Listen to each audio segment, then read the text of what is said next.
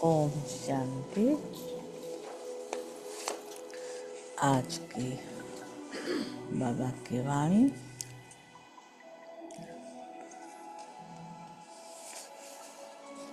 3 जुलाई 25, 3 जुलाई 25। मूल का सार है, मीठे बच्चे, इस बेहद नाटक में तुम वंडरफुल एक्टर हो। यह अनादि नाटक है, इसमें कुछ भी बदली नहीं हो सकता। आज का प्रश्न है, बुद्धिमान दुरादेशी बच्चे ही किस गुह्य राज को समझ सकते हैं? बुद्धिमान दुरादेशी बच्चे ही किस गुह्य राज को समझ सकते हैं? बाबा बताते हैं उत्तर में कि मूल वतन से लेकर सारे ड्रामा के आदि मध्य अंत का जो गुह्य राज है, वह दुरादेशी बच्चे ही समझ सकते हैं। बीज और झाड़ का सारा ज्ञान उनकी बुद्धि में रहता है। वह जानते हैं इस बेहद के नाटक में आत्मा रूपी एक्टर जो यह चोला पहनकर पाठ बजा रही है, इसे सतयुग से लेकर कलयुग तक पाठ बजाना है। कोई भी एक्टर बीच में वापस जा नहीं सकता। आज का गीत है, तूने रात गवाई सो के, दिन गवाया खाके, अनमोल जीवन हीरा जैसा कौड़ी बदले जाए। ओम शांति। यह गीत बच्चों ने सुना। अब इसमें कोई अक्षर राइट भी है तो कोई रॉन्ग भी है। सुख में तो सिमरण किया नहीं जाता, दुख को भी आना है जरूर। दुख हो तब तो सुख देने के लिए बाप को आना पड़े। मीठे मीठे बच्चों को मालूम है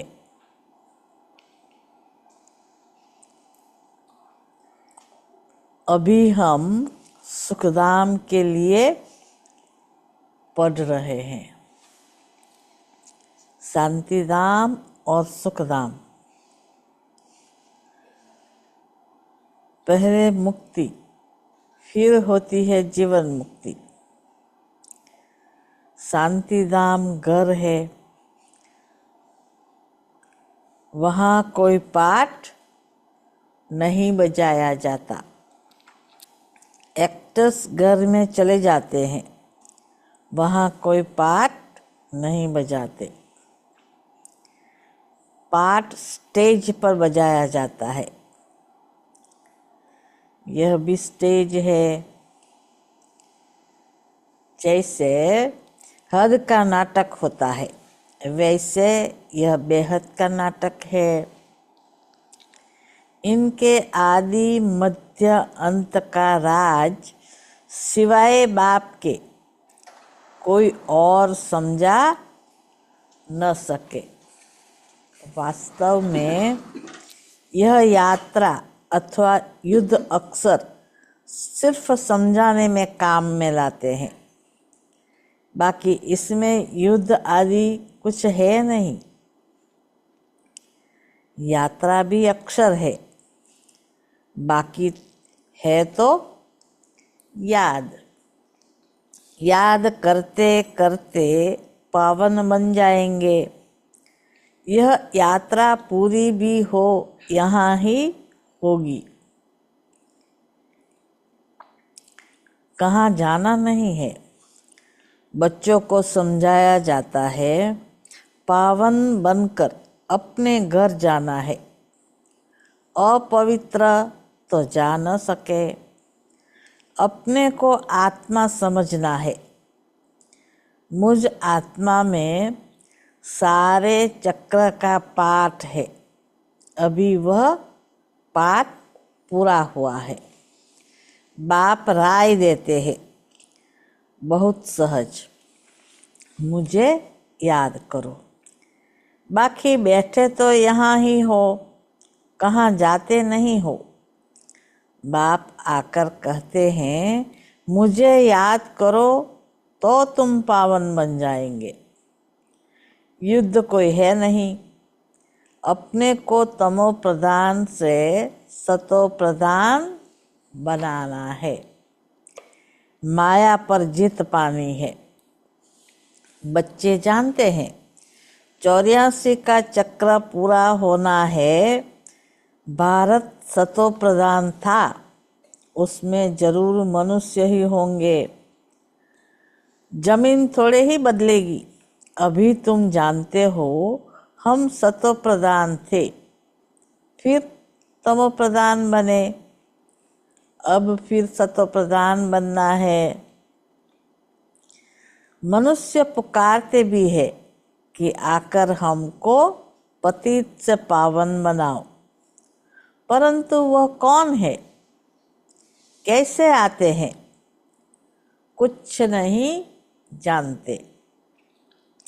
अभी बाबा ने तुम्हें समझदार बनाया है। कितना ऊंच मर्तबा तुम पाते हो। वहाँ के गरीब भी बहुत ऊंच है यहाँ के साहूकारों से। बल कितने भी बड़े बड़े राजाए थे, धन बहुत था, परंतु है तो विकारी ना। इनसे वहाँ की साधारण प्रजा भी बहुत ऊंच बनती है। बाबा फर्क बतलाते हैं। रावण का परछाया आने से पतित बन जाते हैं।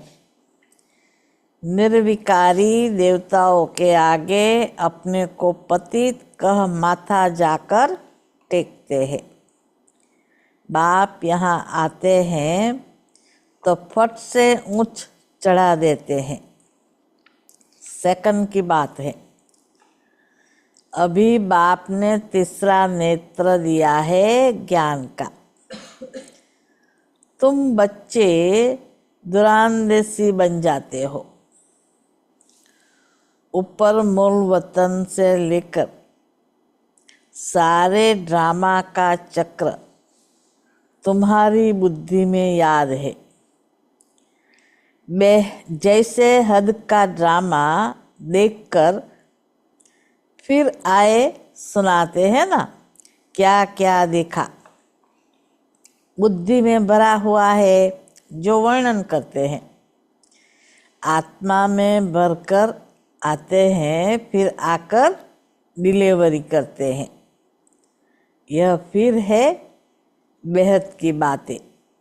तुम बच्चों की बुद्धि में इस बेहद ड्रामा के आदि मध्य अंत का राज रहना चाहिए, जो रिपीट होता रहता है।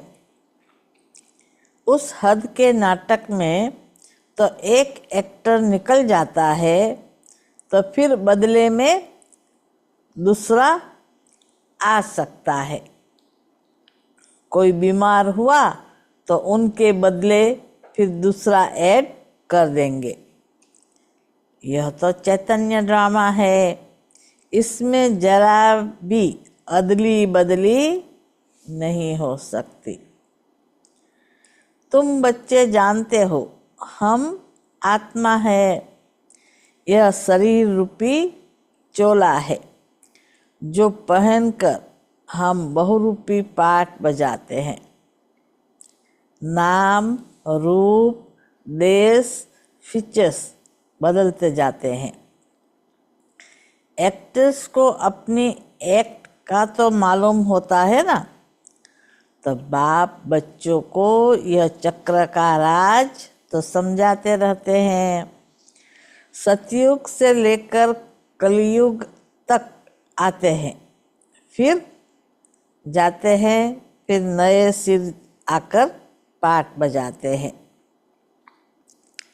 इनकी डिटेल समझाने में टाइम लगता है। बीज में बल नॉलेज है, फिर भी समझाने में टाइम तो लगता है ना। तुम्हारी बुद्धि में सारा बीज और झाड़ का राज है।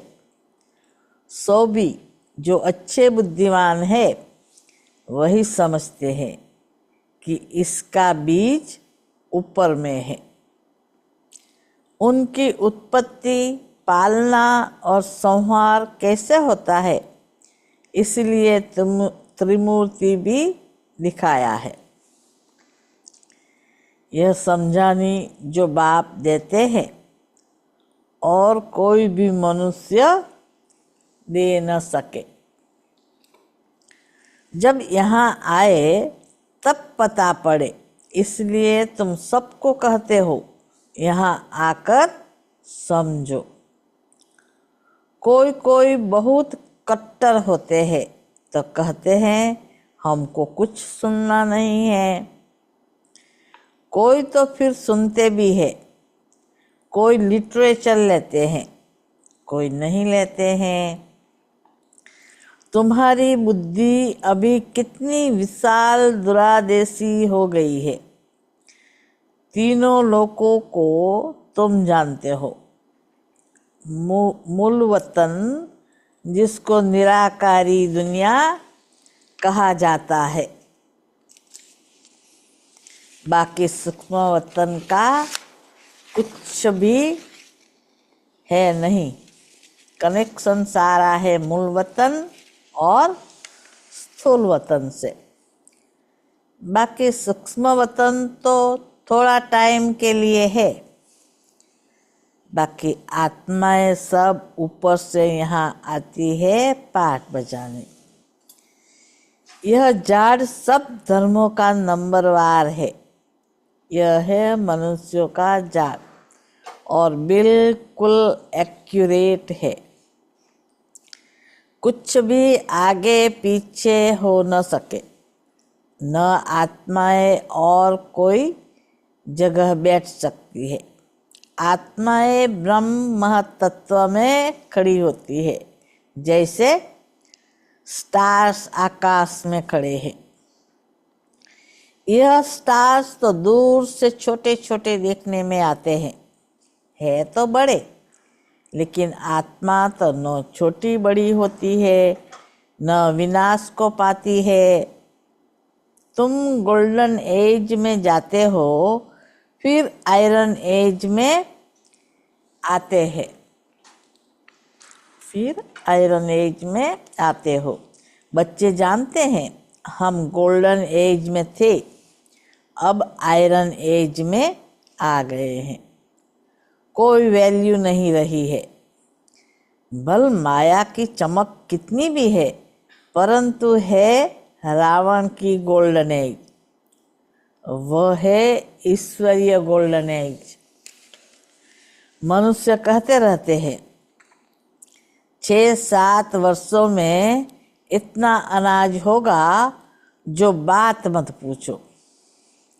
देखो उन्हों का प्लान क्या है और तुम बच्चों का प्लान क्या है। बाप कहते हैं मेरा प्लान है पुरानी दुनिया को नया बनाना। तुम्हारा एक ही प्लान है। जानते हो बाप की सिमत से हम अपना वर्षा ले रहे हैं।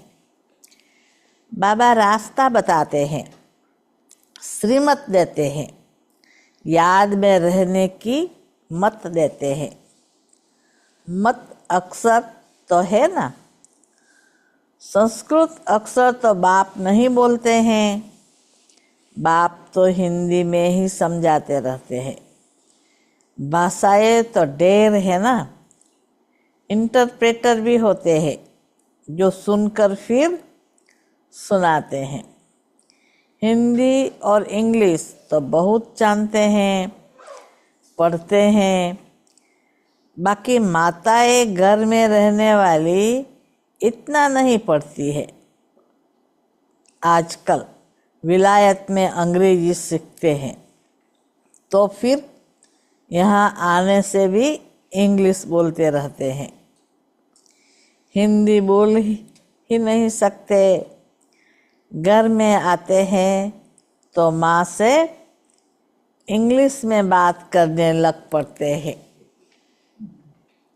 वह बेचारी मूंझ पड़ती है, हम क्या जाने इंग्लिश से। फिर उनको टूटी फूटी हिंदी सीखनी पड़े। सतयुग में तो एक राज्य एक भाषा थी, जो अब फिर से स्थापन कर रहे हैं। हर 5000 वर्ष बाद यह सृष्टि का चक्र कैसे फिरता है, सो बुद्धि में रहना चाहिए। अब एक बाप की ही याद में रहना है। यहाँ तुमको फुर्सत अच्छी रहती है। सवेरे में स्नान आदि कर बाहर घूमने फिरने में बड़ा मज़ा आता है। अंदर में यही याद रहे, हम सब एक्टर से। यह भी अभी स्मृति आई है। बाबा ने हमको 84 के चक्र का राज बताया है। हम सतोप्रधान थे, यह बड़ी खुशी की बात है। मनुष्य घूमते फिरते हैं, उनकी कुछ भी कमाई नहीं है। तुम तो बहुत कमाई करते हो। बुद्धि में चक्र भी याद रहे, फिर बाप को भी याद करते रहो। कमाई करने की युक्तियाँ बाबा बहुत अच्छी बताते हैं।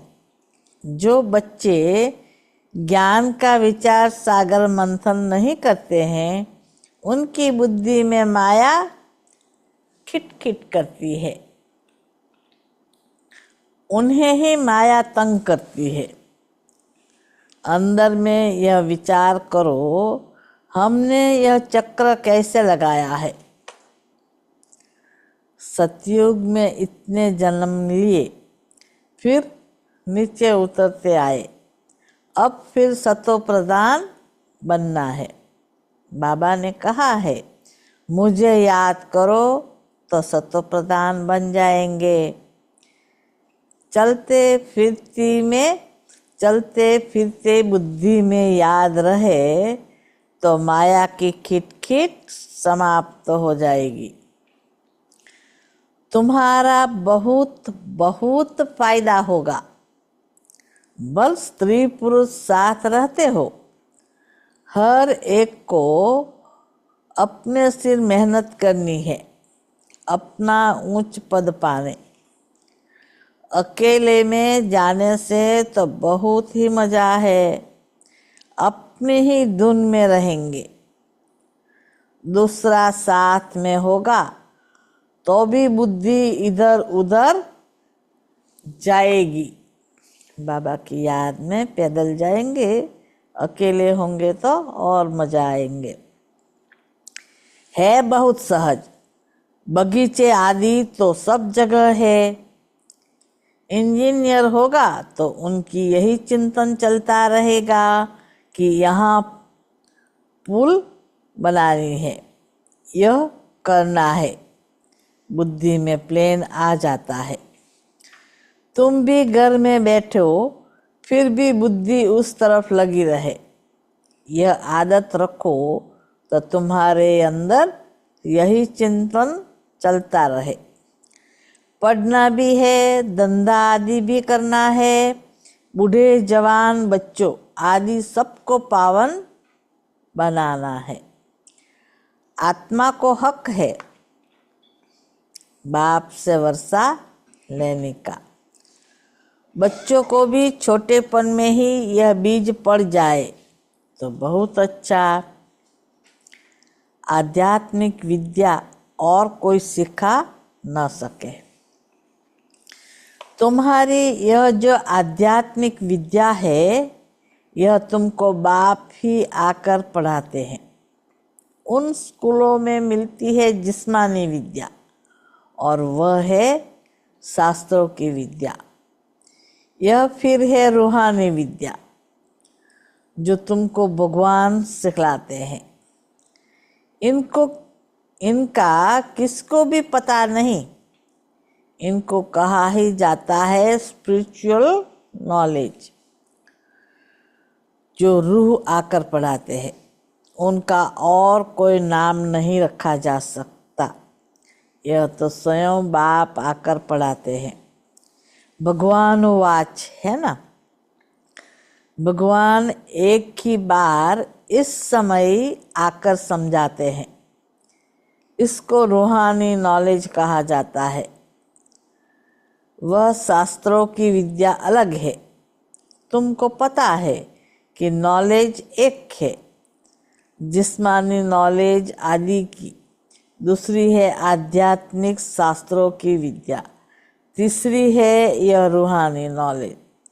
वह बल कितने भी बड़े बड़े डॉक्टर्स ऑफ फिलोसॉफी है, परंतु उन्हों के पास भी शास्त्रों की बातें हैं। तुम्हारी यह नॉलेज बिल्कुल अलग है। यह स्पिरिचुअल नॉलेज जो स्पिरिचुअल फादर सभी आत्माओं का बाप है वही पढ़ाते हैं।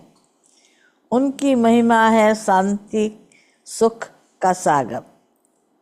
कृष्ण की महिमा बिल्कुल अलग है। गुण अवगुण मनुष्य में होते हैं जो बोलते रहते हैं। बाप की महिमा को भी यथार्थ रीति तुम जानते हो। वो तो सिर्फ तोते मुआफिक गाते हैं, अर्थ कुछ नहीं जानते। तो बच्चों को बाबा राय देते हैं, अपनी उन्नति कैसे करो। पुरुषार्थ करते रहेंगे तो फिर पक्का होता जाएगा। फिर ऑफिस में काम करने समय भी यह स्मृति आएगी। ईश्वर की स्मृति रहेगी। माया की स्मृति तो आधा कल्प चली है। अभी बाप यथार्थ रीति बैठ समझाते हैं। अपने को देखो, हम क्या थे, अब क्या बन गए हैं। फिर हमको बाबा ऐसा देवता बनाते हैं।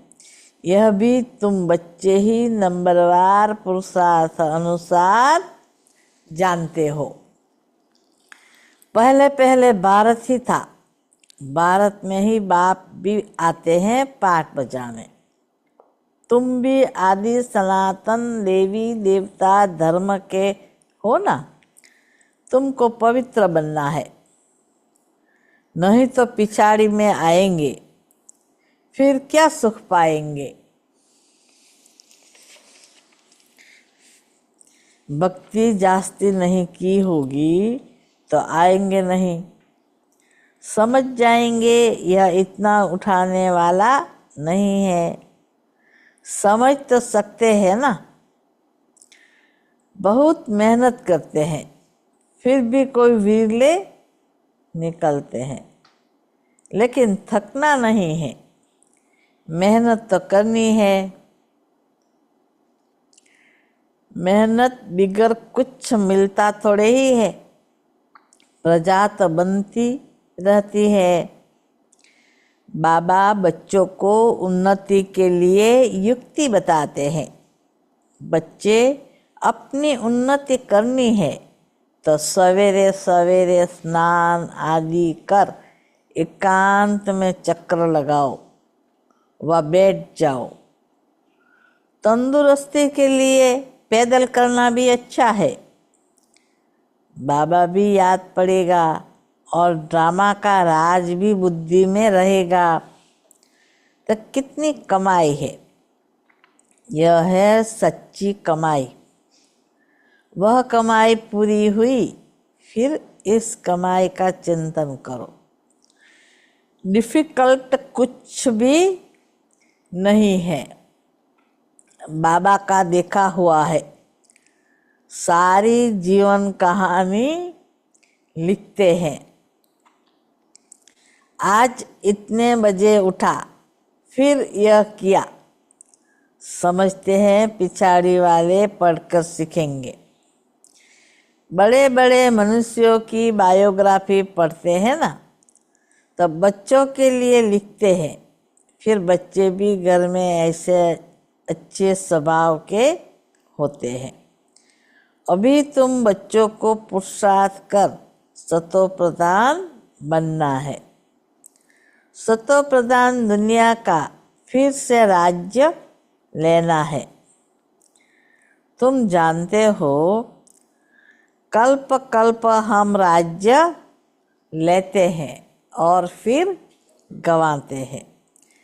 तुम्हारी बुद्धि में यह सब है। यह है नई दुनिया, नए धर्म के लिए नई नॉलेज। इसलिए मीठे मीठे बच्चों को फिर भी समझाते हैं, जल्दी जल्दी पुरुषार्थ करो। शरीर पर भरोसा थोड़े ही है। आजकल मौत बहुत इजी हो गया है। वहाँ अमरलोक में ऐसी मृत्यु कब होती नहीं। यहाँ तो बैठे बैठे कैसे मर जाते हैं। इसलिए अपना पुरुषार्थ करते रहो, जमा करते रहो। अच्छा, मीठे मीठे सिखिल दे बच्चों प्रति माता पिता बाप दादा का याद प्यार और गुड मॉर्निंग। रूहानी बाप की रूहानी बच्चों को नमस्ते। रूहानी बच्चों की रूहानी बाप को नमस्ते।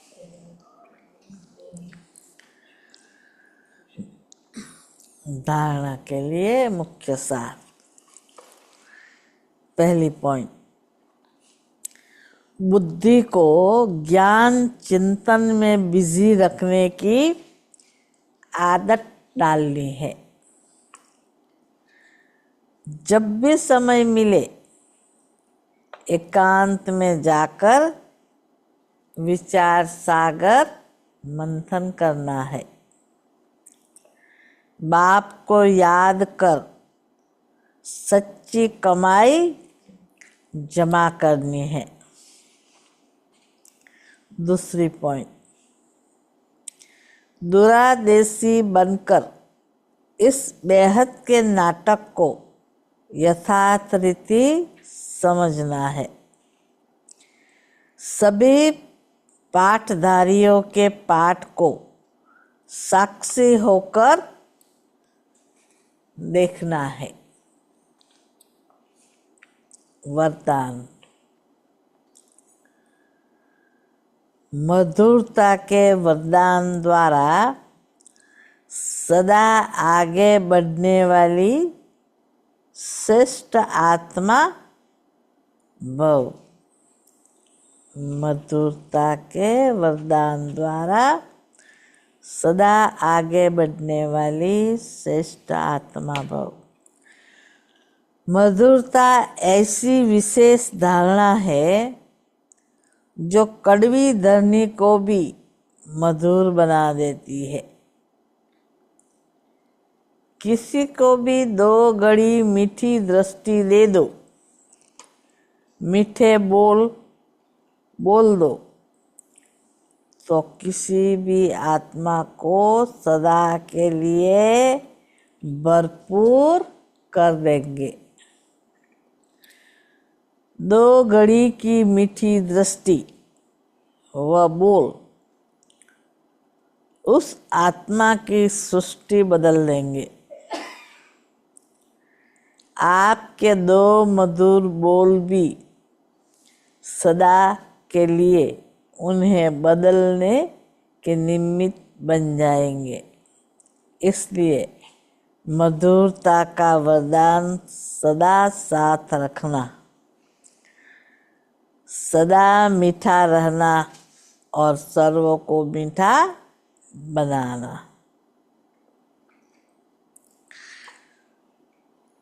स्लोगन: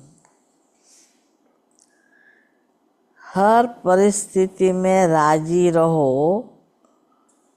तो राजयुक्त बन जाएंगे। हर परिस्थिति में राजी रहो तो राजयुक्त बन जाएंगे। अव्यक्त इशारे।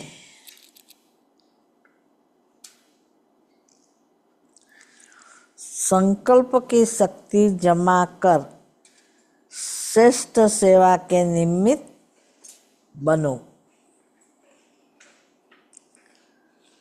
संकल्पों की शक्ति जमा कर श्रेष्ठ सेवा के निमित्त बनो। जब और सब संकल्प शांत हो जाते हैं, बस एक बाप और आप इस मिलन की अनुभूति का संकल्प रहता है, तब संकल्प शक्ति जमा होती है और योग पावरफुल हो जाता है। इसके लिए समाने व समेटने की शक्ति धारण करो। संकल्पों पर फुल ब्रेक लगे, ढीली नहीं। अगर 1 सेकंड के बजाय ज़्यादा समय लग जाता है तो समाने की शक्ति कमजोर है।